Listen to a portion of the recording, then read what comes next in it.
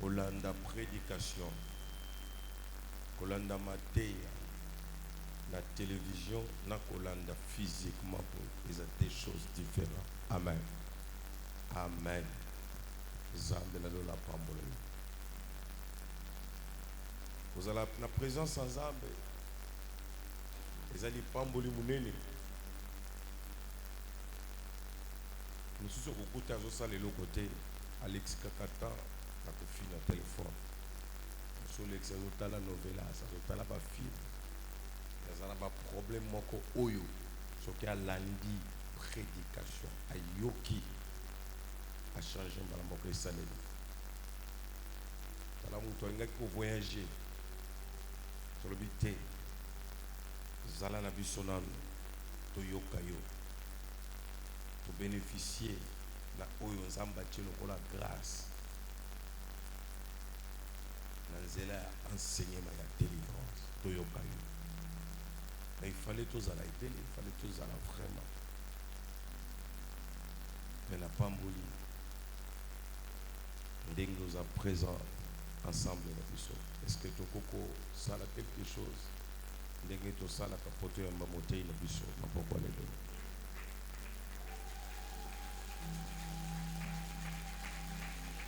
Est-ce que tu as ça la yango?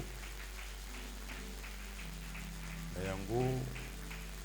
Malolengo telemikolo, malolengo zobeta maboko. Bible zoloba bazo mérité double honneur. Nazo bengisa l'apôtre Peter Joshua erazo telemikolo continue kobetela Yesu maboko pour être enseigné biso ensemble. Merci.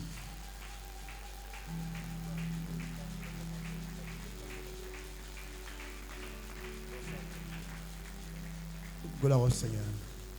Amen. Shalom Église. Nous restons toujours debout s'il vous plaît. Ok, nous allons rapidement prendre nos Bibles. Je suis dans l'évangile selon Jean. Jean, au chapitre 11e. Je vais lire seulement des versets bibliques. 43 et 44. Je répète, Jean chapitre 11e, versets 43 et 44. Je lis la parole au nom du Seigneur Jésus-Christ. Je lis la parole au nom du Seigneur Jésus-Christ. Ayant dit cela, il cria, c'est Jésus.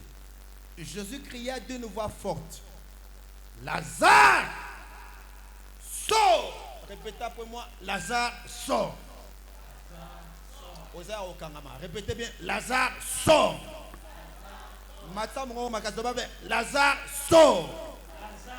Encore, Lazare sort, sort, sort. Le bango 3 fois. Lazare sort, sort, sort. Écoutez le verset 44.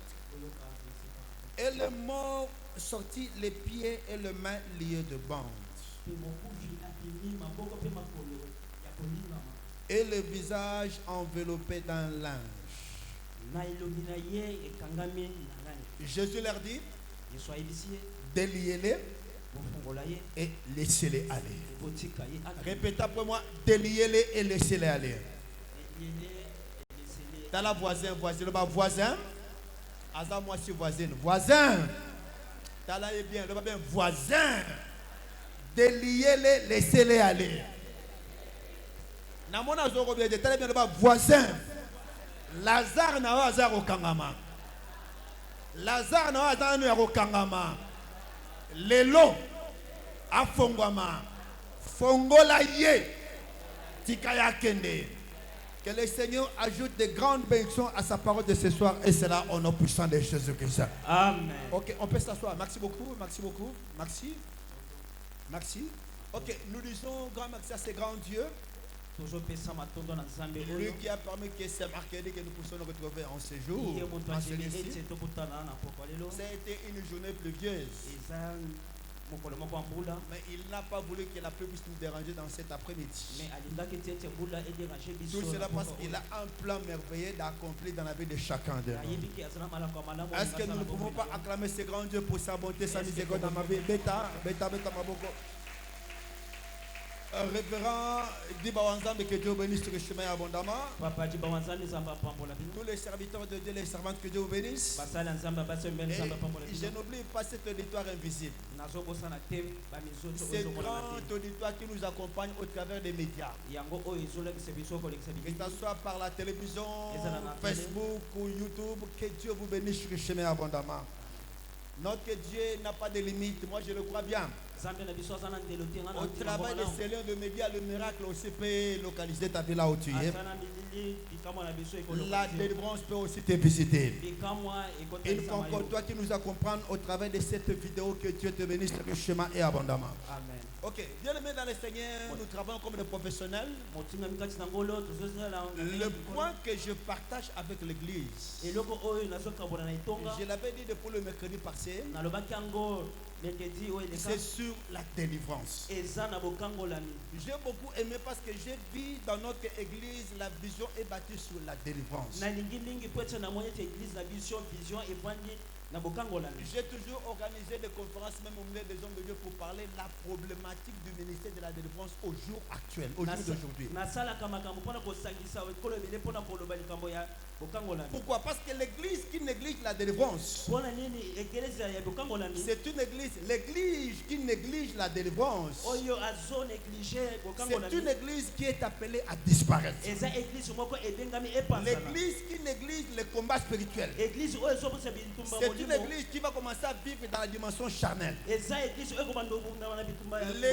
qui néglige la délivrance, c'est une église qui va vivre l'accompagnement satanique. Pourquoi? Nous l'avons toujours dit, je le répéterai toujours. Le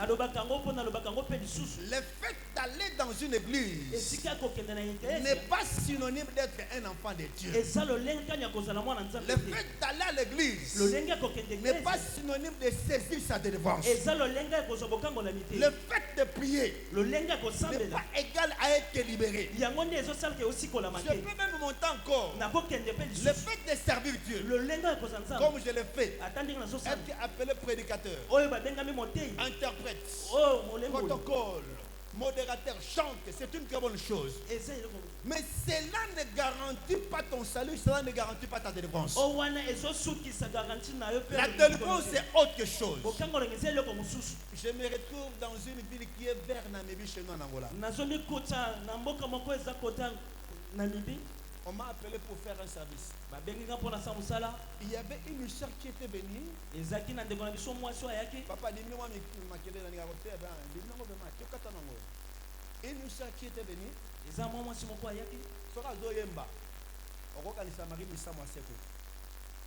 Mais Marie avec une voix. On l'appelle Marie Missam de l'Angola. Et une activité, on l'a appelé dans les manifestations.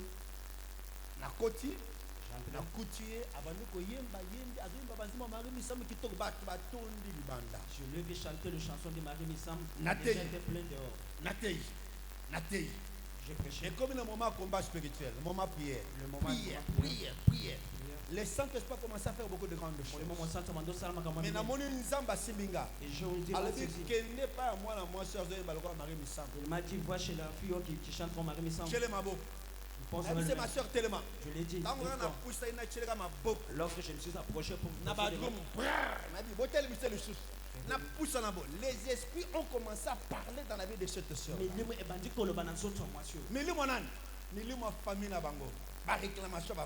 esprits de la foi. Malgré deuxième, Mais avec une puissance, il y a réclamation satanique. na nguya moko ya puissance Bien satanique. aimé, attention, attention, attention. Bosala keba, bosala keba, bosala Pourquoi keba. nous vivons les temps les plus très difficiles de l'histoire de l'humanité. Tozobika na eleko moko ya pasi. Où les diables connaissant que ces jours sont comptés, Oh, katia pemba ayebi ke mikolo sa il kotanga. a largué tous ses démons sur le terrain. Asali nyonso na terrain. Tout cela pour distraire l'église. Nyonso na po diska. Afin de pouvoir emporter beaucoup des âmes en enfer. Yamboke aso milema epele. Mais levez de mon cœur ma prière pour toi. Mais na poko lelo kosambe Que toi, que tu ne sois pas touché par la manigance du monde des ténèbres. Et cela au nom puissant de Jésus. kotima matana milema.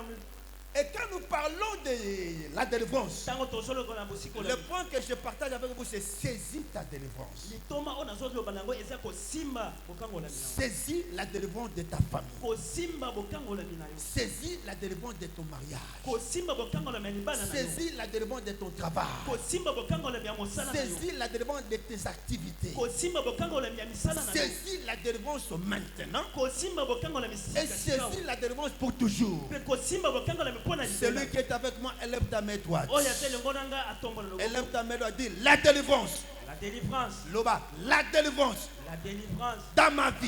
dans ma vie. La délivrance La délivrance dans ma famille. dans ma famille. La délivrance La délivrance dans mon travail. dans mon travail. Au nom de Jésus. élève ta main. Dis la délivrance, viens, viens, viens. La délivrance vient, vient, vient. Encore, la délivrance, viens, viens, viens. La délivrance vient, vient, vient. Au nom de Jésus. la délivrance. Bokango la. Première dimension, Et puis maintenant liboso. nous avons dit que la délivrance, c'est le fait de faire sortir quelqu'un. Tolobi ke la délivrance eza elongo ya kobimisa moto. Ou Wapi? de la prison. Na kati ya boloko. Quelle prison? Boloko nini? La prison satanique. Boloko ya molili. Donc, en un mot, la délivrance, c'est un mouton abima. Ah. Tu es sorti de la maison, tu es venu à l'église, c'est une très bonne chose. Obimi na ndako ene etonga eza eloko malamu. Tu es sorti du boulot, tu es venu à l'église, que Dieu te bénisse pour Oji cela. kosala oyekele eza eloko Mais malamu. il y a un mouvement qui reste à faire. Mais eza na mouvement moko etikali pona C'est quel mouvement? Eza mouvement nini? Un mouvement spirituel. Eza mouvement moko ya molili. Quitter quelque part Kolonga esika songolo. pour aller quelque Po part. kokoma esika kwa. Quitter dans la prison Kolongwa na pour vivre sa liberté. pona kobika En bonsono. un mot, la délivrance, c'est un mouton abima. La délivrance c'est pour quelqu'un sort. Quand nous parlons de la prison satanique, Tango tozolo be la prison molili. la prison satanique a plusieurs dimensions. Boloko molili eza na ba ethnie ebele. La première dimension, Eloko ya liboso. j'avais dit que la prison satanique, c'est la prison des péchés. Naloba ke prison ya molili eza liboso ya lisumu. C'est pour dire quoi? Elingo La loba nini? délivrance commence quand la personne prend l'engagement d'abandonner le péché et se tourner à Dieu. Bokanga loba ebandaka soki muntu azwi mokano ya kotika nyonso. Je répète encore, la délivrance commence Ikango loba ezobanda. quand la personne prend l'engagement d'abandonner le péché Soki muntu azwi mokano ya kotika masumu. et de se tourner vers Dieu. Pe ya kotala liboso ya S'il Nzambe. y a le premier combat spirituel Eza na bitumba oyo eza que liboso ya nous molimo. sommes appelés à faire Oyo ebengami mpona par kosala. rapport à l'épître aux Hébreux, Mpo na bible ya c'est Hébreu. le combat contre le péché. Eza bitumba oyo ya Une mbeba. résistance contre le péché. Oyo esimaka beba. La plupart des gens viennent à l'église. Bato ebele bayaka na etonga. Ils veulent que Dieu les bénisse. Bayingi Nzambe apambola bango. Mais la vie de péché, ils ne veulent pas abandonner. Mais bomoi ya lisumu balingi kotika te. Assemblera na ye. Il prie. Mais na kati ya masanga. Mais Assemblelaka na kati ya kindumba. Assemblelaka na kati ya kolongola bazemi. Assemblelaka na kati ya motema mabe. Une personne pareille a besoin de la délivrance. La délivrance commence par la vie de la sanctification. Et ça, on peut attaquer la famille. Non, non. Ce n'est pas attaquer la société de la Sanctifie-toi famille. d'abord. Marche Marche dans l'intégrité. Abandonne toutes les voies qui condamnent ton âme. Et tourne-toi vers Dieu. La prison satanique, c'est la prison des œuvres des ténèbres qui t'environnent. Tout ce qui te fait pleurer, c'est une prison pour toi. Tout ce qui te fait pleurer, ça peut être la maladie, les célibats, la pauvreté, mari, femme de nuit. Tout ce qui t'amène à ne pas vivre la paix, c'est une prison. Bon, je vais avancer un peu. Quand nous parlons de la délivrance, deuxième dimension, Jésus est venu vers la tombe de Lazare. Il a trouvé Lazare qui était enterré, ça faisait 4 jours. Jésus était venu pour que Lazare soit délivré. Ou de la puissance de la mort. Que dans Lazare puisse sortir de la prison de la mort. Jésus va crier, Lazare, Lazare, sors. Bima. La Bible dit que non, le mort sortit. La La délivrance, c'est le fait de sortir. Mais malgré que Lazare était sorti, mais Moussa les style a noté. Mais les travaux n'ont pas fini. Je répète encore. La délivrance, c'est le fait de sortir. Jésus a crié, Lazare, Lazare, sors. Bima. Il est sorti. Mais malgré que Lazare était ressuscité, Lazare était sorti. Lazare était venu vers Jésus. Mais le boulot n'avait pas encore terminé. Il restait encore un autre travail. C'était quel travail? Le travail des liens. Des liens. Lazare, il est sorti. Lazare, il est ressuscité. Mais Lazare est sorti avec des problèmes. Il est resté avec des problèmes. Quel problème? Les liens. C'est la même chose avec beaucoup de gens aujourd'hui. La voix de Christ. La voix de Christ. La parole de Dieu. C'est ce qui t'a attiré ici. Tu es comme Lazare dans la tombe. La voix de Christ t'a attiré. La parole de Dieu t'a attiré. Tu es venu pour écouter Dieu. Tu es venu pour Jésus. Mais malgré que tu es venu, mais tu es venu avec des problèmes. Quel problème? Les liens. Les liens. T'es là, voisin. Le bas voisin. Voisin. Lazare a sécuit. A sécuit n'a pas problème. Abimi n'a nkunda. Abimi n'a pas problème. Problème à Lazare. Eza ba singa. Ndenge moko na yo. Oye n'a pas problème. Problème na yo. Eza ba singa. Amen. La délivrance. Dans cette dimension, ce n'est pas seulement faire sortir quelqu'un de la prison, mais la délivrance, ça devient comme une clé qui ouvre les prisons. Mais deuxième dimension, la délivrance vient comme une épée qui vient briser tous les liens maléfiques. Tous les liens maléfiques qui lient une personne. Donc, deuxième dimension, la délivrance, c'est l'action de délier quelqu'un. L'action de délier un groupe de personnes. L'action de délier l'héritage de quelqu'un. De tous les liens maléfiques qui les retient. Donc, en un mot, la délivrance, c'est pas seulement bima, mais la délivrance, c'est aussi fongwama. Donc, Moutazoya ne fongwama. S'ouvrir. Moutazoya une église. Personne vient à l'église. Malgré Koti, mais pas Moïsa au Kangama. Mais son âme est Basinga Kindoke Kangiye. les liens qui Basinga Malabamabe Kangiye. Basinga malade Latiye. le malade Bilamba Molile Latiye. Moutabongo pas vivre délivrance. Et ça va koyate. Et ça va gangate. Mais Moutabongo est tenu basinga nyoso e Kangiye e koya. Pour Moutonga comme libre na kombo Yesu Masiya. Amen. Na pourquoi lelo? Na yena mopanga liko bomo ya mutu moko awa. Na mono kinga te na yena mopanga liko bomo ya mutu moko awa. Basinga nyoso e kondana yo. Basinga nyoso le lisaka. Ah tika nzamba lolo nzamba diba akwa isango na poka lolo na kombo na Yesu Masiya. Amen. Le ba eh Yahweh. Eh Yahweh. Fongwama. Salango bien bien fongwama. Fongwama. Ojo salango bien bien bien fongwama. Fongwama. Donc la délivrance est dans muta fongwama. Basinga kangiye. Je me rappelle, je prêche en Afrique du Sud. 2017. À Cape Town. Bah, on fait ça un témoignage, j'ai fait un Moraouta Awa. Yoka. Ndekouana, avant dans Mboko, ya Kinshasa. Ces messieurs-là, il était ici à Kinshasa. Bambou le Poussani. Des années, il était nombreux. Moi cité. Moussalate. Moi naté. Mais un monsieur qui est déjà avancé en âge, plus de 45 ans, 47 ans. Alors que Diana a 50 ans, ni moi si, ni moi ni Moussala Malonga, car on a le pan à tata na ina maman. Aucun travail. dans la parcelle familiale. Bango nyos na bandeko na yenyo so basi bango so bavana na lupango famille. Oya basi bazoza bazemi kuna ya mibali bakombe ya ba mikolo mandeko apembe bibonga kana lupango famille. Frère ya yoki mateya. Ce n'est pas normal to kanga biso nakata lupango famille lokola ba prisonnier mo boye. Abi fonga na bima. Na keno ko début vie nanga esika mususu. Na makasi ya mwana mobali ndeko asali par tous les moyens du passeport ya awa. Na makasi ya mwana mobali ndeko azwi pe mbongo na bongisi. Akoti na kati na équipe ya bato fa ba kenda fu du Sud na nenga CCC.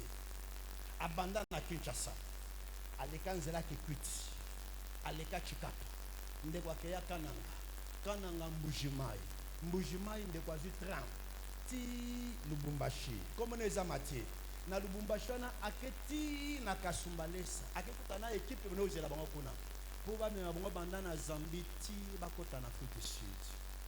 Ndeko papa na bonga atali boye atali baleki na basi abi mikolo yo nyoso nazomona matite Mathieu mikolo ça fait déjà presque 2 semaines nazomona Mathieu azo kolala te Mathieu ke église Mathieu akomi ko vanda wapi baleki ne bage okutana baninga yaya na bango Mathieu babi tozomona ya Mathieu mikolo yo azo ya te eza nini baisi bango bi bino boyebi te ke yaya na bino Mathieu abimi a voyager aza suna Kinshasa te akeko de vie na ye côté mususu bazongi ba yebisi papa na bango babi papa ya Mathieu aza awate ya Mathieu asakei papa bibo pesa nga téléphone papa du téléphone papa bengi abi allo Mathieu abi tata ozawat abi papa naza na Kasumbalesa papa bi Kasumbalesa ngo ezawat abi papa Kasumbalesa za pembe na frontière à Zambie. Oke kosala nini kuna? Abi papa, nina za mukolo na keko debier pe na nazo ke na Afrique du Sud. Papa tuni abi Mathieu na téléphone. Abi nana peso permission olonga na Kinshasa oko Mathieu na Kasumbalesa. Okomi kuna na nzela autorisation nani? Mathieu abi papa nga mukolo boye. Nazo ke jana baje ba 50 ti lelo bana ko gérer biso loko mo bantaba moko boye. Na keko debier pe na nga kote mususu. Papa ebisabi Mathieu na ebisio ngata tata na yo zonga awa osela nzela soko zongi te bisiko zokende okoma yango te abi papa sans effet na okoma na boy akati téléphone yoka sans effet c'est bien pasteur mais il faut avoir sans effet na nguya alobi sans effet na okoma Mathieu comme silika papa ningi nini to komba mikolo aba na ko surveiller biso soki ndenge ni te na go debi na ngote mususu abi papa biso azaka ka botoke na biso bakoti na mutuka Kasumbalesa bakoti Zambie bango na direction Afrique du Sud mutu amemaki bango bazaki environ 7 na kata mutuka ayebisi bango abi mutu nyonso bomisa passeport na yo na $500 chana kati soki tokomi na frontière ya Afrique du Sud nazo anake dokutana immigration kuna na coopérer tokota Mathieu pe azui passeport na ye na $500 ache na kata sac o pa bongisa eboy bakomi ti na frontière ganka kiti akasoyi na service immigration ba sud africaine aya zongi ayo isa mutunyo sabi pesa nga passeport na $500 na ye oya bimisi passeport na 500 pesi oya bimisi passeport na 500 pesi oya bimisi e komi tour Mathieu afongoli sac batikeli téléphone batikeli agenda batikeli ba papier mouchoir na $500 na passeport et limwa na kata sac na ye Mathieu akoma pembe na porte Afrique du Sud amona yango mais akota te kaka ndenge papa yebisaki soko senga autorisation to kokota te azonga ti na Kinshasa za awa akoza nini singa ya maloba mabe donc mutazo tambola il y a des lois établies à famille na bango ba bongisa ke famille oyo mutako kende liboso ko zala te mutako voyager ko zala te mutako bala ko zala te mutako mona esengo na libala ko zala te mutako bota malamu ko zala te mutako zo mbongo ko zala te malgré y a l'église mais ba singa wana et do tambola peso réclamer na poko alelo tika mopanga nzambe ya mopanga nzambe localiser yo j'ai dit bien mopanga nzambe localiser bo moina yo ba singa nyoso ya mabe ya maloba mabe ezala oba lobela yo ezala oyo moko loba ezala oyo batamokili baloba lelo ezokwe na kombo na Yesu Masia loba Yahweh basinga nyosa maloba mabe oyo reklamaka bombo inanga oye kondana bomoi nanga lelo loba lelo naboyi naboyi ekweya au nom de la délivrance, c'est faire tomber les liens maléfiques. Car un mouvement, si quelqu'un vous met ça dans le monde spirituel, basinganyo sa molili, oye kanga bo moyo kaka nango zo ninga ezo koya na poko lelo, ezo libérer yo na komba Yesu Masia. De lier quelqu'un de liens maléfiques, c'est ça la délivrance. Je me rappelle un jour, je prêche chez moi à l'église. C'était un certain vendredi. Il y a une dame qui passait à la rue. Qui allait dans son église. La dame était une intercesseuse. La dame était en même temps aussi une protocole dans cette église. Mais moi, et comment il sera tambola, parce que sur la ropola. Sur la ropola, sur les bembés. Donc, à ta côté, on a sur les bembés, sur les ropola. Donc, malgré le tambola, il y a un parfum, mais sur le tambola, il y a un sur la ropola. Il y a un pasteur, il y a un pasteur, il y a un sur la ropola. Les amis, parce que papa, malobaba, tu dis, il y a un problème. Pasteur a Sambelika. Mais malgré la Sambelika, à tambola, malgré Sokoli, malgré l'acte qui est parfum, à zone bas sur la ropola, Moutakufa, sur les bembés. Et que musika a comme kolota bandoto a kena veillé. Comment on appelle ça comme matanga? Veiller chez les Congolais à Brazzaville. A kena matanga. Mais ce qu'on a matanga parce que bazo de la moto, a ka poussé le pembe na cercueil. Ata na kata cercueil za vide. Mais ba ba sangani ba olela. Mais cercueil za pamba butata na kata cercueil te. Moi na moi ça comme kokonda yemoko. Malika zo kene l'église me change mes athées. Mais mukolo moko aleki na balabala. Azoke l'église na bango ayoki kanga na hôtel kanga na dote yabo délivrance moto ayoki pe bien aleki asali 3 4 5 pas tiboso ayoki mungongo yebisie Nathalie telema ateleli atala bobutaza te ayoki mungongo continue yebisie Nathalie zonga na église wana loki kendo kota atosi fait la délivrance vient par l'obéissance.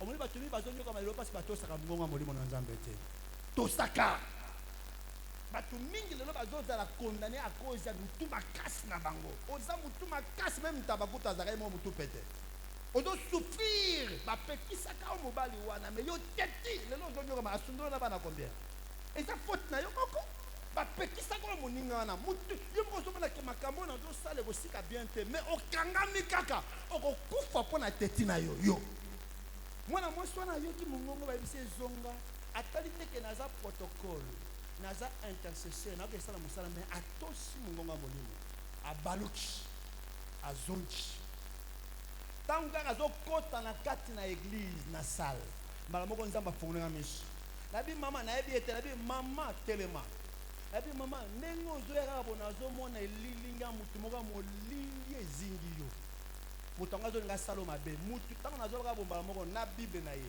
na téléphone na bidon maya simbaki mbala moko na mabele bana mwasa koyi en pleine prédication na poussani pembeni na ye pona tala na sambela mbala moko esprit mabe se manifester na kati esprit ya nani esprit ya mama kulutu na ye mama kulutu na kati nzota mwana mwasi wana azolanga bi yo kokota likambo te ezali likambo famille na biso na kokota yango parce que aye awa aza soso muta famille na binote yo nani abi ngai naza mama kulutu na ye na kangi ye parce que monsieur zali photo boma ye ne to boma mama na ye mwana mwasi aleki lo fundu na famille mingi donc monsieur zali photo boma ye il faut akota na mabela bi yo esprit mabe okoboma mwasi te kaka nenga kimile kati na Yesu Masia ale kanga bisaka na onyoso ale bima na nzoto mwasi bala moko esprit wana ekenda.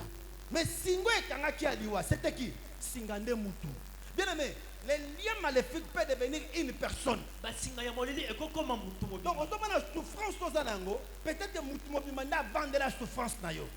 Parce que peut-être que Moutou Mobimanda contrôle la carte. Peut-être que pas seulement aux Anango, peut-être que Moutou Mobimba nazotoma d'abord nanga likolo na kombo na Yesu Masiam mutu nyonso akoma singa mabe likolo ya bomoi na yo tika lelo mopanga nzambe lokalize na kombo ya Yesu Masiam na mona yo kinga toba mutu nyonso azala ndoki azala nganga oyo azalaka à la base ya souffrance na yo lelo nzambe akoyesaki mutu ya Goliath nzambe ya David akoyesa mutu ne na kombo ya Yesu Masiam le basi pelanga mopanga le bien mopanga tala voisin le bas voisin le bas voisin kozala monguna bomo inangate kotele melangate kozala ndoki avina ngate sinon lakiseka mopanga lakiseka ngo bien na mona ozo bangete tala le bas voisin kozala singa mabo ekangi bomo inangate sinon lakise bien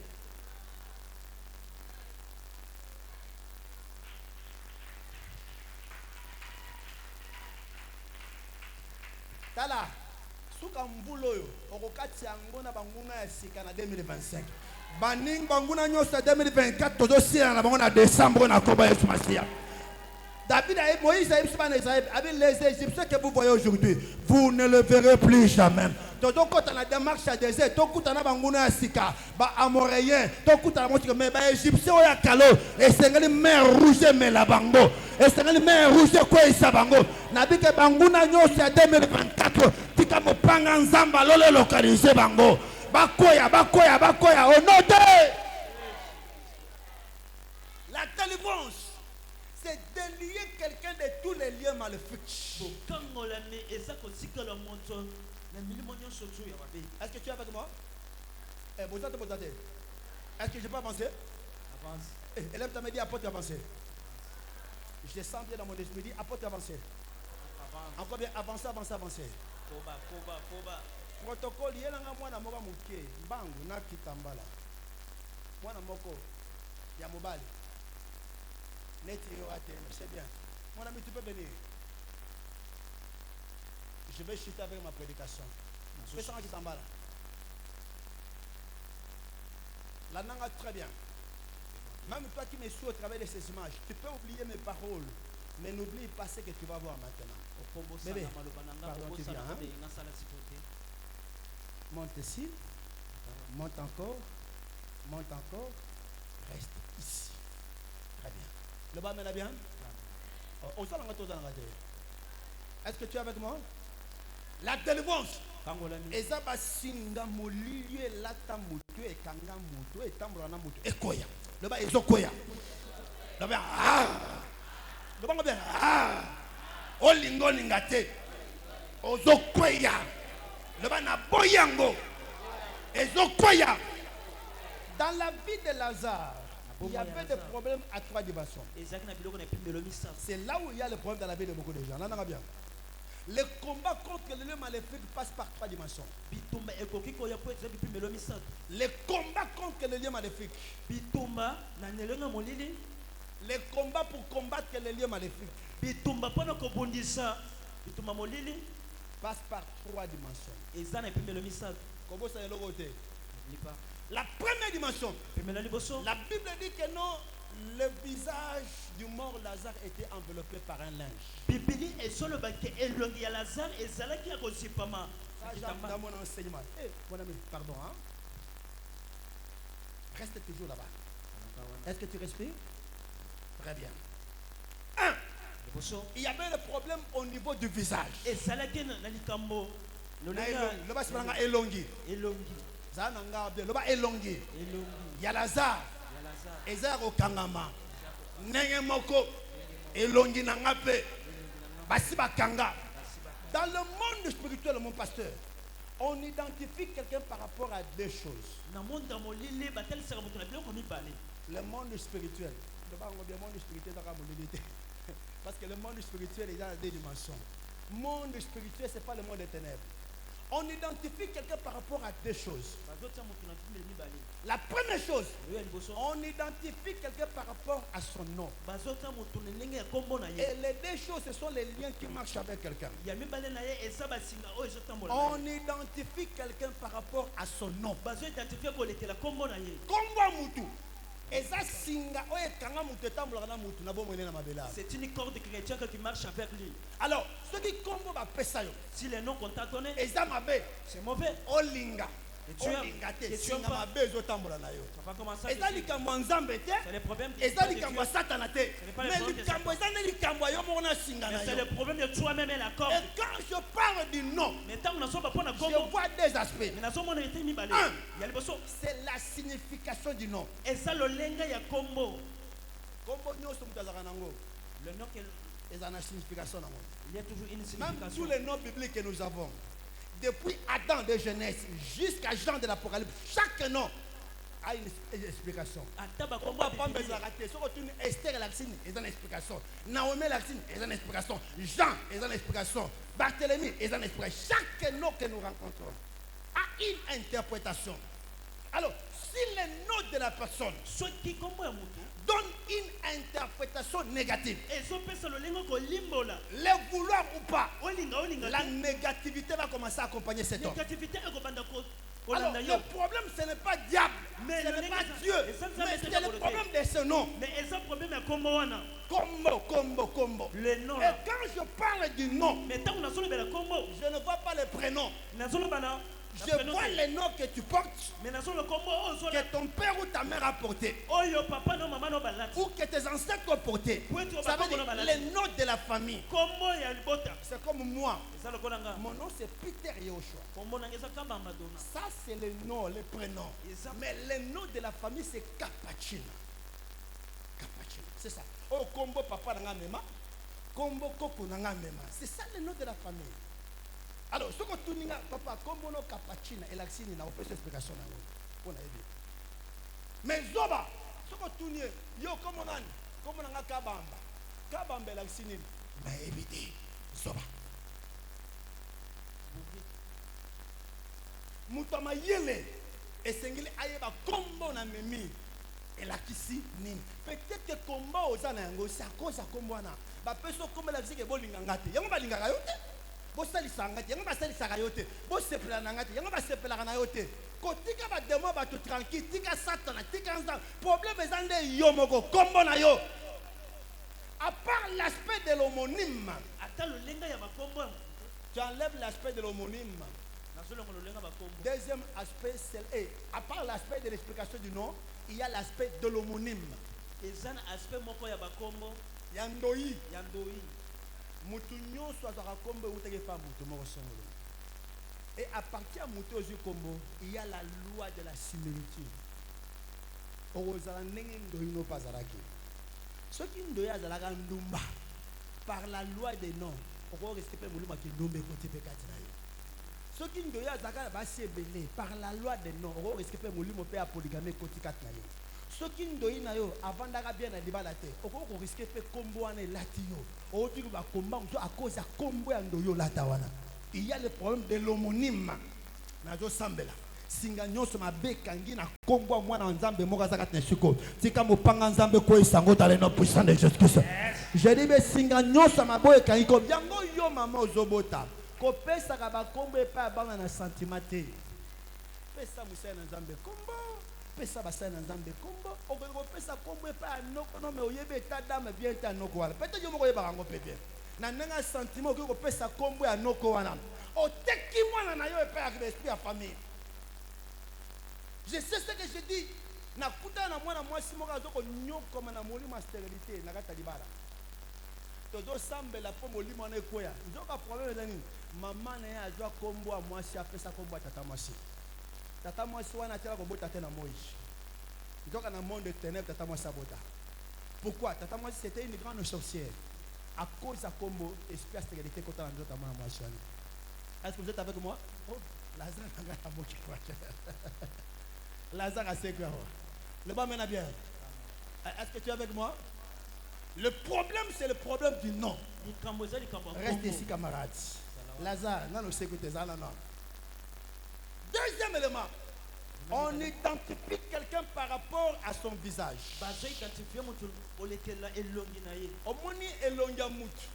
C'est la marque de son identité. On ne peut jamais avoir une carte d'identité sans qu'il y ait un visage. Papa, l'unique endroit où on trouve une carte d'identité sans visage, c'est ici au Congo. Au moins, on va passer notre carte d'électeur et mais ailleurs, demande. Si vous allez même chez les voisins ici, si vous allez même en Angola, on ne peut jamais avoir une carte d'identité sans visage. Ça n'existe pas. Pourquoi? Parce que l'identité de quelqu'un, Lazare reste sur place. L'identité de quelqu'un est liée à son visage. Alors, ce qui est Longina va kangi. Cela veut dire dans le monde spirituel, identité na yo ba botoli yango. Et quand le diable a vu Longamuta kangi, cela veut dire en retour, ba latiso masque. Aux années qui moi c'est Seigneur dans la carte libala. Mais ceux qui ont une identité libala ba botoli. En retour, ba une masque à célibat, ba latiso. Bazu masque à polygamie, à combat de mariage, baratisio. Aux hommes qui font dans bambongo pelé, ceux qui ont botoli identité wana en retour, bazu masque à pauvreté, baratisio. Yango Lazare. Oh Lazare star. Aux hommes qui font dans bambongo pelé, mais ceux qui ont pas kangi identité wana, bazu masque, baratisio. Pourquoi? Parce que quand le diable vole l'identité de quelqu'un, il le remplace cela par un masque maléfique.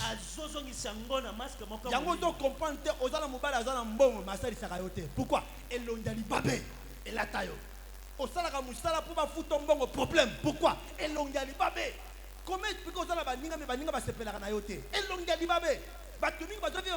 à cause de l'onge? Pourquoi? Lelo, mopanga na nzambe localiser longiwana. Ah, olobela ngama nitabi mopanga na nzambe localiser longiwana. Masque nyonso balatisa yo na monde de ténèbres. Tika lelo ko na komba Yesu Masia.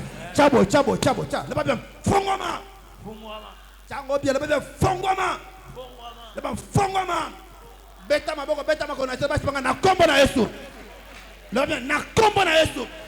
Masque nyonso ténèbres. Oye late longinanga. Po batu balinganga te. Batu basepela nanga te. Batu bamona nga te. Lelo na boyango ekoya moto. Allez beta maboko tinde moto na longino ba ekoya masque nyoso.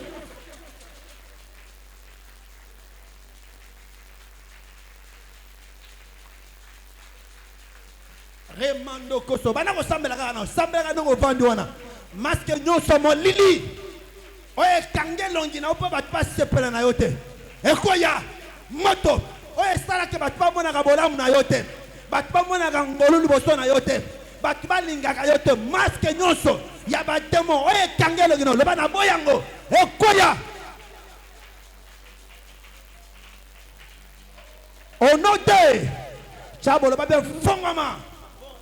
On note, là n'a bien. Je suis en Angola chez moi à Luanda. Je vois une femme qui vient me voir. La femme me dit papa, je ne partais pas comprendre. Tous les hommes qui me promettent un mariage, avant que nous puissions nous approcher du mariage, il faut qu'il y ait un événement malheureux qui va les surprendre. Le premier Moubal a une maison ya mouné loka sana biso. Bazo vivre na mimi. Atali mimi abi mimi yo za mwasi kitoko. La fona bala yo. Mimi kende église soko zongi dimanche na poko. Ya kokuta nanga awa. Na bon enveloppe pour na pesa la famille na yo. Kaka ndenga laki bongo. Bandeko.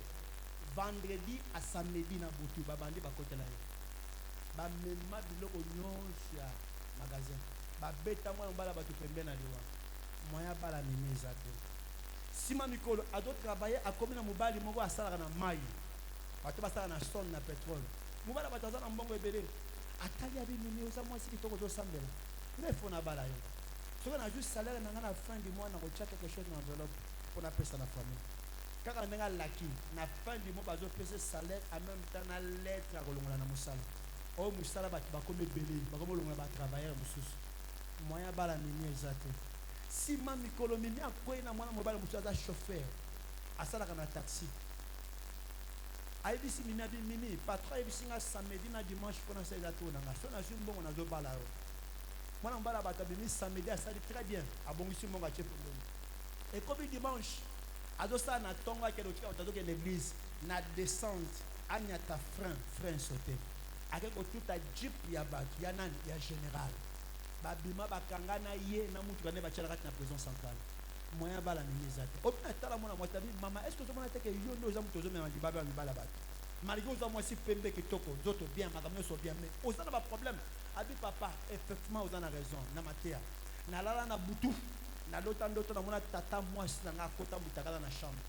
Na po ya nye. Atala nga bisinga yo mimi yo. Omona ka yo za nani. Nga na senga ka uli puto pesa nga di puta te. Omona ka yo nani na kata famio. Kati na sengelo ko salango. Okomona. Tata mwasi azwa nye akomi ko pakura yene lunch. Mimi asutu mugabo sete ndoto. Mais abosana ke lunch. Basi ba bebisa. Ba bebisa. Basi ba mema. Nazo sakola pona moto nyonso. Identité na onyo ba mema na monde ténèbre. Na poko lolo récupérer na komba Yesu Masiya. Deuxième dimension, papa yaka bang protocole yaka bang. Nasuka wana, kanga maboko bies. Ah, wana sto vous jeter. Maman pasteur Lazare bakam. À part le visage, le problème de Lazare, c'était au niveau des mains. Salaki na maboko. Nazo sakola pona moto moko. Soko zomona makambo marchaka bien te bat balinga ka ko bat basepana mais yo mona conscience on a un problème de comprendre que tu as le combat au niveau de ton identité à visage. Ya ko kutana musana nzambe. Eza di bongo pour basala ngo lavage. Makila na yeso sokola yango. Ba masque eza di kama ba futa te. Di kama ba beauté te. Mais di kama réalité ya mutu. Ozomona mutu mutu ye kaka mibali ya batunde balinga ka ye. Kaka mibali otomona mwana mwasi malamu kitoko mais mibali batele bisaka na zaka ba meridiamba etito asa meli bombe ne tazo tambola mais mali kamboni non mubala malonga ko yate pourquoi parce que elongi wana nezo attirer batu wana omimona kana kitala tala oza bien mais na monde spirituel elongi basi pa bebisa ah nzambe nanga sala ngolo oh na bibi nzamba sala ngolo makila na Yesu Masiya esokole identité wana batu ba mona étoile na yo batu ba sepela na yo batu ba mona étoile batu ba linga yo batu ba mona étoile batu ba lamba landa yo na komba Yesu Masiya. Deuxième dimension c'est au niveau de main et puis meli ami balé eza na maboko. J'ai pas avancé oh na quoi avancer élève ta me dit apôtre avancer enseignement ce que bien hein? J'ai pas avancé avancer. La main de quelqu'un dans le langage spirituel symbolise des choses. Maboko ya moto na ya pimbele mo ya likolo esanga biloko mibale. La main de quelqu'un c'est un pont. Maboko ya moto eza pont. Là où donner et recevoir vient se rencontrer. Conçoit. C'est comme Mobutu avait dit, c'est le rendez-vous du donner et du. Les anciens connaissent cela. La main. C'est là où il y a le rendez-vous du donner et du recevoir. Attention. Reste là. Moutou. Apesa kana le bok. Moutou. Azora pena le bok. 1, 2, 3. Nazo na posa batumi balé misat baka belanga 5 000 awa papa na oya kuna na oya batumi balé misat baka belanga 5 000 to 10 000 batumi balé misat baka belanga 5 000 10 000. Demandez c'est mauvais. On ne peut pas demander, c'est mauvais. C'est bien. Maintenant, batumi balé misat 10 000, 5 000, batumi balé misat 5 000, 10 000, batumi balé misat 5 000 to 10 000. Batumi balé misat. Je me libérer la grâce. Maman pasteur, je demande. Regardez comment l'esprit de Lazare travaille dans l'église. Quand on demande, il faut être souple pour libérer déjà. Batumi balé misat na kati. Maman, 5 000, tellement Yami balé 5 000, 5 000, 5 000. Yami balé Maman pasteur tellement 5 000. Il y a mis ça de 5 000. Merci beaucoup. Maman tellement. Ma beaucoup faut là. Car on a semé 5 000. Na osakola. Na moi kaka on. Nzambo ngana dote ayo. Kaka. Azongi sola ngope. Muta sema ka nguba buka ka masango te. O semé mbongo na kata bilango bengami kombo apote Peter. Nzambe wana. Azongi sola multiplier na komba Yesu Masiya. Je libère cela au nom de Jésus. Nani muta pesa 5 000 là. Kaka nengo pesinga na bopete nyonso mbongo no biske ezali kaka na santa oyo ezongela yo nzambe afongola pesa maboko na yo maboko mbale Je libère cela. Mona. Na kombo ya Yesu Masia. Maman pasteur. Kaka nango pesinga. Maboko mbale. Muta semaka. Lisango abuka kaka masango. Yo. Maman ese sili. Vanda. Zwa. Vive. Bola mwanzanga. Dans les noms puissants de Jésus. Ah, bata. Muta liboso nane. 5 000. 1, 2, et puis à 3. Maman vanda na mbongo na wesili. Botelema. Boya. Yaka. Je prophétise. Ma boko oyo bambongo na ngonyo se biske kangami ezongela yango ozozwa na libérer grâce financière na bomona na komba Yesu Masi mama ma boko ekoto na kati na alliance mususu batu basepela bamona bazwa basim na komba Yesu Masi mama oyo semé nzambe na ngazongi solango multiplier dans le nom puissant de Jésus le ba mena bien mama na sengi mbongo opesinga na maboko to opesinga na nini ngana juna nini mama yo pesinga kwa nini ozala ngate le bana za Lazare merci beaucoup mibali 5 000 pesanga que l'argent soit ton esclave je libère cela au nom de Jésus papa bana ya bana na ba mona misala mbongo yo sali eganga na komba Yesu Masia le ba mena bien papa na c'est combien et c'est Sylvie nango déjà c'est combien on peut s'inquiéter pour le bana Lazare merci beaucoup mon révérend qui est Lazare est celui qui ne sait pas donner avec beaucoup de promptitude. Lazare est celui qui ne sait pas recevoir. Lazare prends l'argent, c'est pour toi. Azui te bois. Azui te bois. Ah? Ma boque est au Kangama, non? Est-ce que moi j'ai des là la pose azou. Ah bon, j'ai pour ça mon côté maximum. Papa, apporte. Pasteur Azui t'a ajouté. Pourquoi? Qui est Lazare? Lazare est celui qui mbongo ekamana banyongo. Moi mbongo ezonge pa na ezate. Muto yaka na ba marchandise ne mien. Ba tu ba défait comme tout a ko futa problème. Mbongo nyonso azo compter na kata liste mbongo azana ngo mukie mais o ezana maboko ba to ebele. Pourquoi maboko ezaya okangama? Qui est Lazare? Lazare est muto abandaka ta na capitale il y a 1 million. Mais comme après beaucoup de temps comme 100 200 000. Mais 780 000 kewap. Ayebite. Pourquoi mbongo nyonso bungi azo compter mbongo ezo ko endeni? Asa Lazare. Qui est Lazare? Lazare aza muto azo sala ba perte na kata ba activité na ye. Lazare aza muto azo sala mais bazo futa été. Mbongo ekangame pas patron mais atoni ko futa été. A comme une esprit à servitude. Asala musala mais ba pesa ke salaire te. Lelo mopanga nzambe localisé ba singa pauvreté ba singa blocage. Oye kangi bana na nzambe po ba to mbongo te. Lelo zo koya na komba Yesu Masia. Tabo ba sipanga fongoma. Tango be fongoma. Tala maboko ba maboko nanga. Tala maboko ba be maboko nanga. Na komba na Yesu. Ba singa nyosa molili. Ezale ya pauvreté. Ezale ya blocage. Ezale ya kindoki. Oye kanga yo. Pombongwe yate. Pombongwe yate. Lelo. Moto.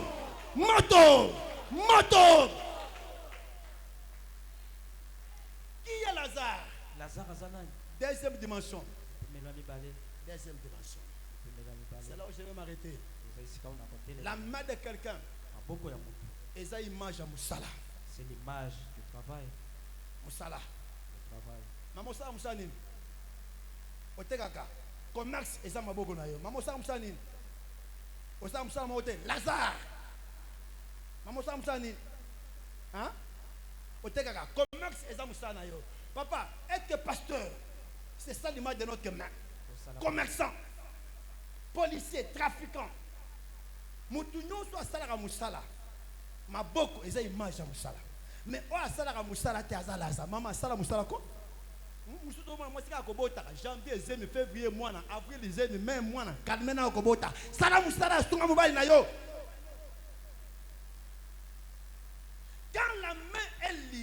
Choqué maboko ezako kaka. Cela veut dire. Ngeloba. Cela veut dire. Ngeloba.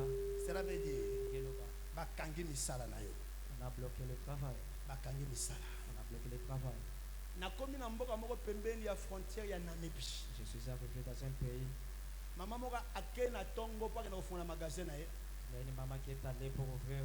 Akuti ba cheli tala kabamba kata kanye iboso. Ya tabi oyaka bana balabalo bakuluna ba shege nde basali. Kaka tangu kaka sokoli kaka ngwa pongoli ngwa boye. Tebe bien. Lazare na bisali kaka. Tangu kaka sokoli kaka nyana na pango songo bala moko papa molimo pet. Écoute na kata na magasin. Ba marchandise comme ko bunga ye. Ba marchandise comme ko bebaye. Pourquoi? Ba bebisi misala na ye. Naza na Luanda. Ezala mwana mwasi moko awa. Asala ka musala. Na comme l'église wana ba présenter ye pa pasteur na ye. Ba bi papa, omoni mwana mwasi oyo pasteur Matteo Tei eza pona mwasi oyo. Partenaire munene mais à mwasi église. Mon pasteur, pas un homme, une femme. Ba kiti ya rouge nyonso yemu da somba yango. Akenda ka China zonga yena ba insima mususa che. Akenda na pasteur akote tina kata cuisine atabi pasteur mikolo na moni santé bien à côté talibo et papa na ngazolia bete akeye moko na zando na grand marché asali ba achat ayeko tika na ndaka pasteur comme je prêche comme ça ye moko azo engagement mupaya nyonso oyo kotea na église na biso transport na ye ngam na ofuta akenda ka Chine azo na ba conteneur atami balaye ko pesa na ba connexion mususu mongo na église mais un jour aw ba benga yeke mama akufi abenga bato awa abisi mo mama na ngabo tshela musime na morgue sili ya 50 sur wat bokundela nga ete na zo kokunda mama abi ngambo na zo ya bandeko baninga na ya Chine bapesi mbongo église esungiye alongwa banda angolati awa ayana délégation tanga akoma na matanga boka bino moko akanga matanga ye moko abisakay ngamoko cimetière ngamoko bakatafal ngamoko fanfare nyonso asalango yemoko nzoka banoko na ba mama kulutu na batata mwasi basepela te babi yenda ngala accepte que yenda za na mbongo si mama tanga batinda noko ndoki aposana pembe na bi mwana kasikabela ngata $5 abi noko $5 pour nini azu $50 apesa noko abi noko ma kende olie noko wana zo $50 aliango amema na monde de ténèbres bachana mulangi bakunda babi kaka ndenge ayeko kunda mama na ye ayeko kunda pe maboko na misana ya nyonso esili kaka ndenge mama azopola na mabele ndenge pe misana ezopola mwana mwasi akunda mama awo azonga na ngola misala nyonso ekoya ye akoza nini batika mutu asala musalamu mais babebisa maboko na ye c'est ce qui arrive dans beaucoup de gens. Ozomona osala ka musala mais maboko wana esimaka mbonga malonga te. Pourquoi? Ça peut être maboko bakausa déjà. La main sèche. Maboko batobola. Ato 10 millions. Erokoya. Ato ba peso $100,000 bo. Orozonga sima mikolo. Et aussi matin. Pourquoi? Parce que maboko wana eza na ba réclamation. Lelo nzamba sala ngolu. Je dis ben nzamba sala ngolu. Maboko wana ezofunga chabo sipala basi banga. Fongama. Chabe fongama. Papa, y'a fongola ngano yeno na sisi nanga. Fongola ye. Lazare nanga kemba comme senga pa kende. Lazare. Ça c'est quoi? Large. Tu peux prendre. Prends, c'est pour toi. Prends encore. Prends tout, c'est pour toi, Prends. Prends tout. Tu peux partir maintenant avec ton argent. Tu es libéré maintenant. Tu peux partir. Bateau va remettre la vraiment Lazare va libérer ton bongo na. N'a pas proclamer la libération la bongo non la tongue pour alléluia. Je suis venu proclamer la libération dans ta vie au nom puissant de Jésus. N'a pas proclamer la libération mais ça on a combat Yesu Masia. Ma boko no biskanya tu ba memango ozo récupérer on a combat Yesu Masia. Tellement le koto sambe na combat Yesu Masia. Tema. Te Nabungisa elika Nabungisa elika Kondimananga etangwana yote Koro lobiko nanga te nabungisa elikas te nabungisa elikas kondimananga etangwana yote kolo lobiko jinganga ikolo bombanga Yesu nangolu na yo oyo kufera kinga na magira na yo petoranga Yesu kolo lobiko jinganga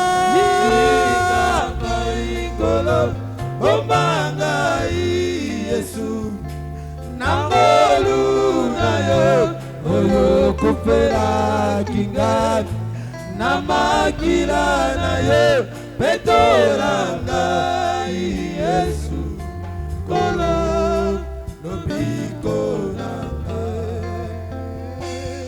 utuwe indi kolo Yesu kolo jipe pasi ingeli belema kolo jinganga ikolo bombanga Yesu nangolu na yo oyo kufera kinga na magila na yo petoranga Yesu kolo lobiko jinganga bombanga Yesu nangolu na yo oyo kufera kinga na makira na yo petoranga Yesu kolo lobiko nanga musungiji shalananye kushi mubibi yanyi chena byanyi nebukole shalana ipabubi musungiji shalana kushi mubibi yanyi chena byanyi nebukole shalana ipabubi oh pabu pabubi pabu pabubi oh pabubi masia wa moyo tena bya nebukole shalana ipabubi oh pabu pabubi pabu pabubi masia wa moyo tena gani nebukole shalana ipabubi. Maman Kotoba Likolo, tu es comme ce pauvre Lazare qui est enterré. Lazare na kat na kunda na basinga zopola na soni lelo poko na nzambe localisé yo nzamba salogolo le bas hey Yahweh, hey Yahweh, encore hey Yahweh, hey Yahweh, kolo Yesu ngayeyo lokola Lazare na kati na nkunda na kati na soni na kati na pasi bafo inanga ezopola makambo nanga ezopola yaka nasekwa yaka nabima yaka basinga koya Yesu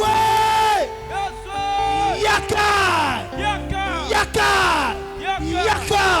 maboko tombola bana ko bela nzamba koma wa nzamba yana problème na yo. Allez, banako samba.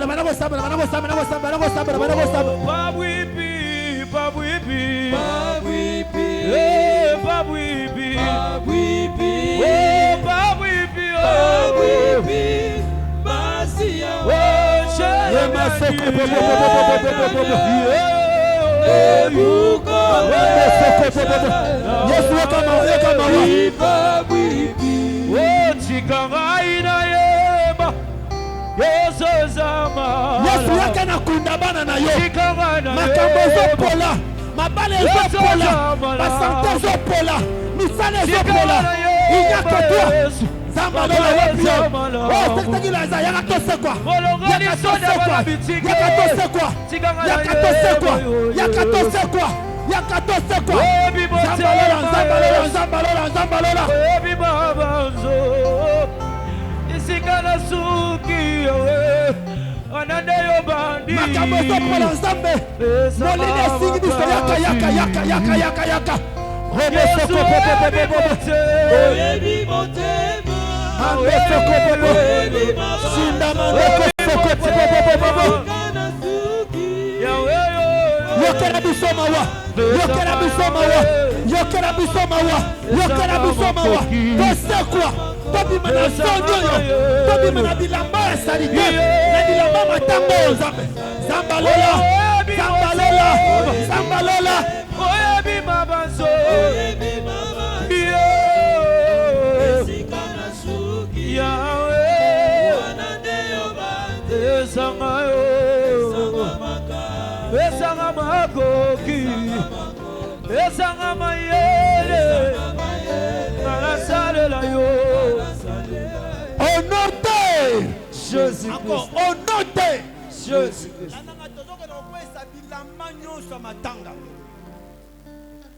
Bilamba nyonso kolela. Bilamba nyonso soni parce que pendant que je secret dans la salle, natomona batu mingi na bilamba mwindu. Balati bilamba mwindu. Homme de Dieu, que Dieu bénisse richement pour la inspiration bilamba pembe veillé. Batu mingi na bilamba mwindu. Et que quand je demande à l'esprit c'est quoi? Eza bilamba passe, bilamba matanga, yebisa ba nanga. Vie o bazo vivre, eza volonté parfaite nangate. Ngana bongisi bongo na vie koleka o bazo vivre, ya likolo. Oza na kat na soni, na kat na pasi. Oya malamu ozo ningezo yate. Mais ma be ozo ningate yango ndezo ya. Pourquoi? Il y a une puissante attraction.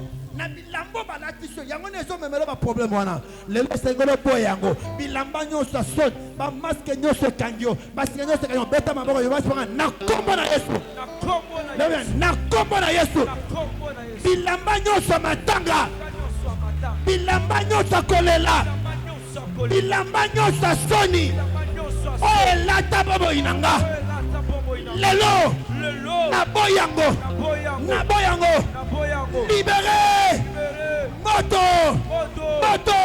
Allez, bêta ma boko tumba bilamba nyoso malade. Tumba, tumba, tumba, tumba, tumba, tumba.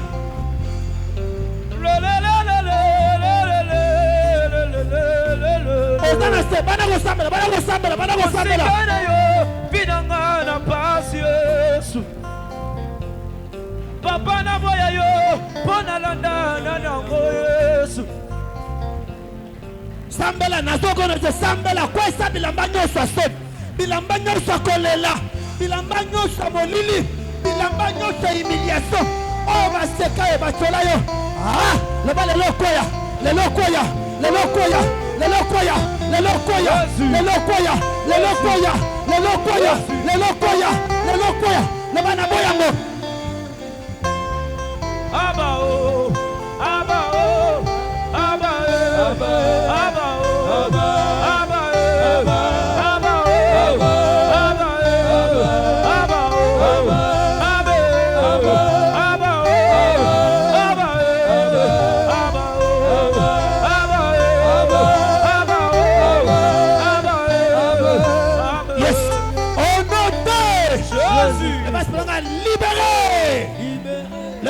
libéré. Libéré. Donc on fait ça ba masque nyonso molili. Ba masque nyonso ba che kangi lumière na yo. Et kangi ngolu. Et kangi identité no moyen bat pas localiser ba mono ezate. Moyen bat pas mono na banzano malamu ezate. Ba masque nyonso monde de ténèbres, masque à vieillesse, masque à célibat, masque à problème, masque à sorcellerie.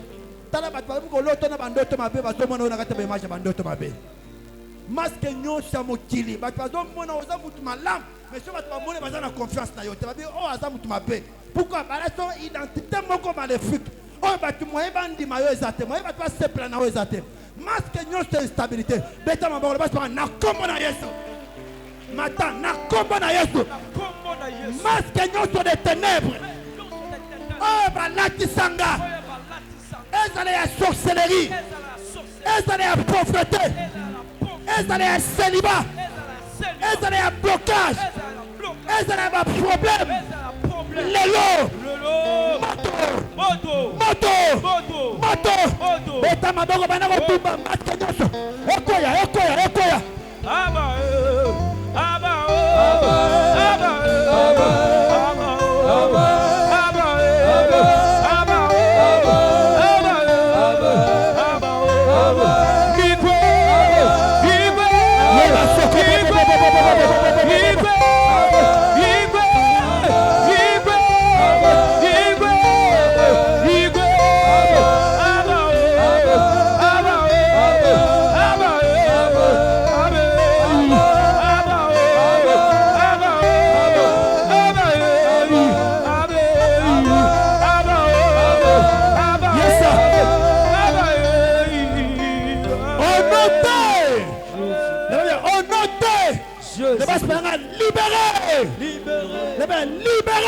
libéré.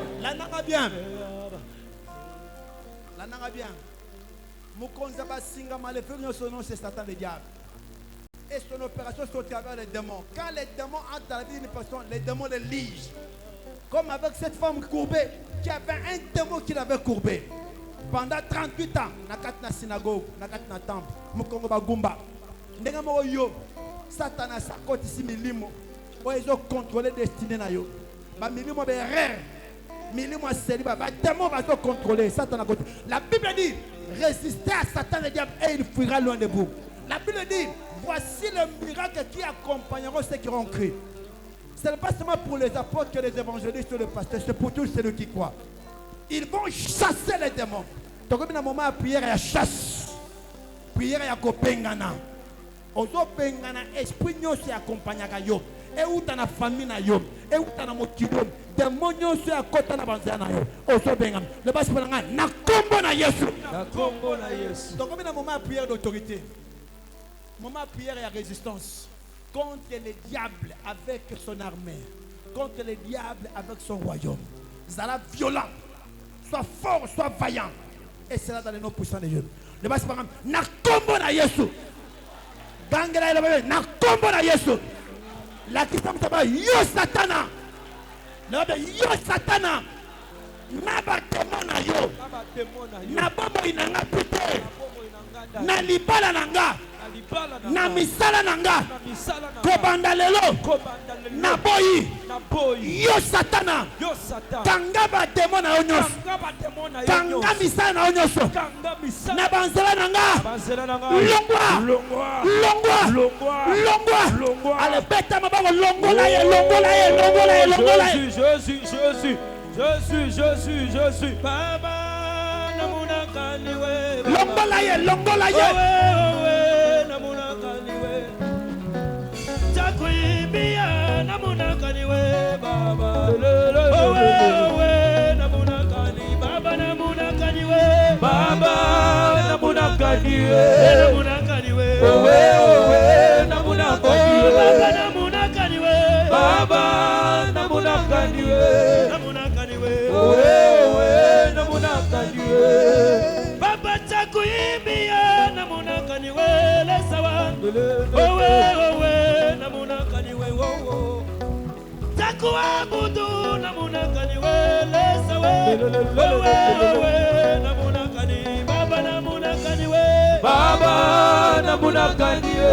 Namuna kaniwe. Owe namuna kaniwe. Baba namuna kaniwe. Baba namuna kaniwe. Namuna kaniwe. Owe namuna kaniwe. Yes sir. Au nom de Jésus. Le banaboyi. Le banaboyi. Longwa. Longwa. Oh, Cher Saint-Esprit, merci beaucoup. Le Seigneur me demande de prier pour tout cela. Maxime, vous avez esika oyo ezala couvert na ombre na yo. Motu nyonso akonyata esika oyo maintenant. Que l'ange de l'Éternel soit en action. Que tous les liens de la mort, les liens de la destruction, ils ont réclamé Koya. Zambe, motu nyonso akoya liboso. Ce qui va bon, c'est que calendrier moko mabe contre bo monaye. À partir à présence ne wana calendrier les gens la bangona na nyonso. Et cela dans le nom puissant de Jésus. Zambe, oh nyonso ko telema esika o. Kala maboka to tomba likolo na yo. Basinga nyonso ya liwa. Quelle que soit forme nango, démons nyonso, esprit nyonso à libérer. Cher Saint-Esprit, couvre ce temps de ton nom parce que tu es notre Dieu. En ton nom, Jésus. J'ai assez demandé, je dis Amen. Taranga, taranga. Rapidement, dans la 2 séries, nous allons rapide. Un toucher seulement. On remarqué quelque chose qui va changer dans ta vie. Rapidement. 1. Il y a des gens qui sont réclamés par la puissance de la mort et de la destruction. Nous avons un signe. Premier signe, au centre de la Mikolo, la Muka, Tango la Mukina Tongo, Komika na Molimo Mawa Mogobo. On la Mukina Tongo et Sengweza Yote. Oh, me sentir que Yomo Zara bien. Non, au hospital en côté. Il y a une réclamation qui est sur ta vie. Deuxième signe, autola la autola tabando tomoga mabe entre autres, ozana ba matanga, biloka cimetière, biloka cercueil, batu bakufa ya famille bazo bimela yo te batu bakufa oyebaka bazo ya ozomona bango. Eza signe pour la qu'il y a une puissance de la destruction qui te dérange. Ola la kolota kandote ba olanda yo bakandi yo mutu bazo bunda na la poste à étrangler. Ozo bunda na ye. On ne t'a pas encore vaincu, preuve que tu es là. Tu es là. Signe Moussous, au rata déjà par accident. Pendant que tu as combien de fois tu as raté une moto? Combien de fois tu as raté une moto? Combien de fois tu as raté une moto? Il y a une puissance à destruction qui te réclame, maman. Signe Moussous, il y a une personne. Et ça va maladie bizarre. Deux fois, l'évangéliste prie. Mon malade a tenté de cueillir, tenté de zonger les sous. Au moins, moi, résistance, mon robot. Et moi, ça me pose un problème. Pourquoi? Il y a un lien qui te lie. Maladie compliquée, maladie bizarre, ils ont la taille, ils ont symbole. Si nous sommes dans la ça, au comment ils m'ont collé ma pêche. Ce qui n'a pas coupé,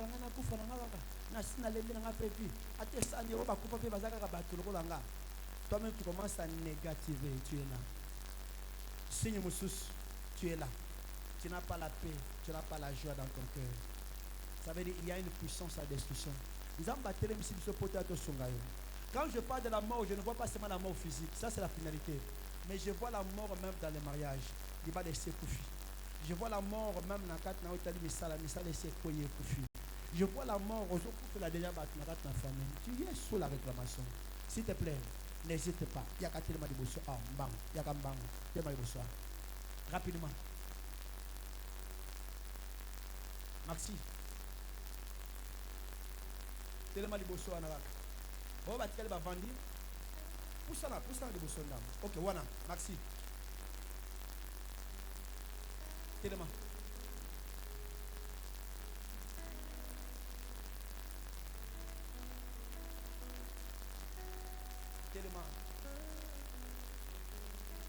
Protocole Mokaza déjà pembena. Protocole Mokaza déjà pembena. Parce que je sens déjà une grande nuée dans la salle. Zambazana posta vie wanate. Zambazana posta projet wanate. Alingolo malerte. Alingo joabo moji. Oye pana joabo moji. Alingo kufate. Et nazo sakola kufate na kombo na Yesu Masia. Okufe la pété. Eza libala, eza nyonso ezaki akufa ezozo abomoyi na kombo ya Yesu Masia. Si tu es là, maboko tombola likolo. Commence à prier, invoque la puissance de la vie et de la résurrection. Quand il y a quelque chose qui est déjà mort en toi, le banzamba zo isango, après ça ka misuni na mikuwa ezaki okauka. À ce que ça Lazare pendant 4 jours, il est capable. Le banzamba tala musalo esekufi, libala esekufi, mobala sake, moi ça sake. Mais lui qui en a ezaka epana yo. Yaka Zongi selanga bomosh, bisika kufu ezalaki. Zongi selanga elikia, bisika lege sekendaki. Bana ko samé, élève ta voix, élève ta voix, élève ta voix, élève ta voix, élève ta voix, élève ta voix. il y a quelque chose qui va se faire. Le banzambe na boy kufa o. Na boy discussion bandoto nyos mabe na zomona na mona yango te. Esimbangate, etambona banzana ngate. Le banzambe na vivre le boko na yo. Na vivre nkambo na yo. Le banzambe ngayo na ye. Oh salaki na Lazare na mona ngo pa nanga. Que la puissance de la résurrection de la vie puisse localiser ma vie, puisse localiser ma vie, puisse localiser ma vie, puisse localiser ma vie. Le banzambe na boyi kufa oyo. Na boyi kufa nyoso na nzoto na ngai. Na boyi kufa nyoso na misala na ngai. Ezala ya mbongo, ezala ya mayele na boyi yango, na boyi. Ramako soko popo. Na nguya makila na Yesu, nzambe na zwa bomoyi. Ange nyoso aliwaza na mosika na nga. Malaba nyoso condamnation na mosika na nga. Maiko soko po, maika samando po soko. Ale sambala na boyi, nzambe na boyi. Maiko soko, mae mandaka soko popo. Ramando, le bana okufate. Na okufate. Simba tenzambe. Na longola wa busika na nga accident na simba te. Walo pinje Yesu. Oh, mokalenga. Walo pinje. Maboko tobola.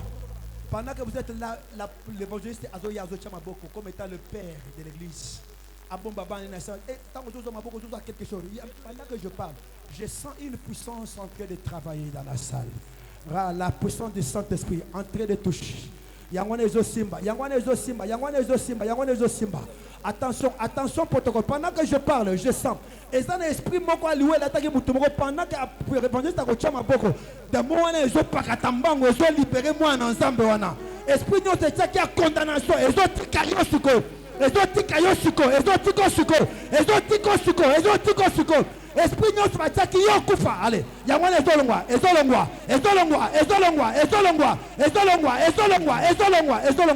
évangéliste ondama kosoko popo ramando soko popo shika mando kosoko allez oro kosaka allez mai kasoko saka. Ça est là. Oh, attention. Esprit de sa tête, My God.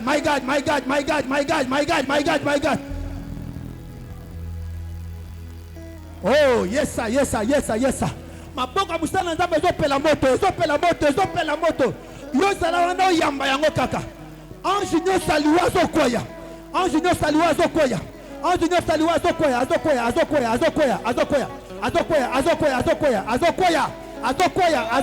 My God. Nazobona basinga ezokoya. Esprit ezobima. Oh yes sir. Oh samande kasoko. Maika soko popo samande kashika. Ramande kosoko. Allez. Bouya makile bobo na bino allez boya mama. Jérémie 33 olobaki na bengayo. Allo lola na beleli lola lola kotali tumananga. Oh na beleli lola lola kotali tumananga. Oh na beleli lola lola kotali tumananga. Allo lola